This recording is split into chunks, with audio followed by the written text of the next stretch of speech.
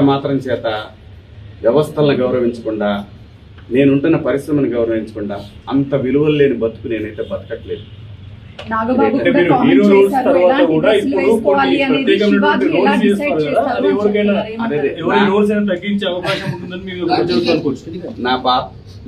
చూడండి, నాకు భగవంతుడు ఈ జన్మలో నటుడిగా బతుకమని ఇచ్చాడు. బతికే బతుకులో సమాజానికి ఉపయోగపడే విధంగా బతుకమని చెప్పాడు. నేను అలాగే బతుకుతున్నా.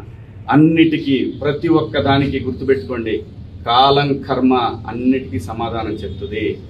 నేను ఒకటే చెప్తున్నా, నా వెనకాల అంత కుట్ర చేయాల్సిన అవసరం లేదు. నాకు ఈ సినిమా కాకపోతే నేను రైతు కొడుకుని, నాకు 30 ఎకరాల పొలం ఉంది, వెళ్ళి బతుకుతా. కానీ భయపడే రకాన్ని మాత్రం ఎప్పటికీ కాదు. ఇది పొగరు కాదు, ఇది నా ఆత్మాభిమానం. ఇది నా ఆత్మ. ఎవరి అంతరాత్మలకు వాళ్ళకి తెలుసు ఏం జరుగుతుందనేది.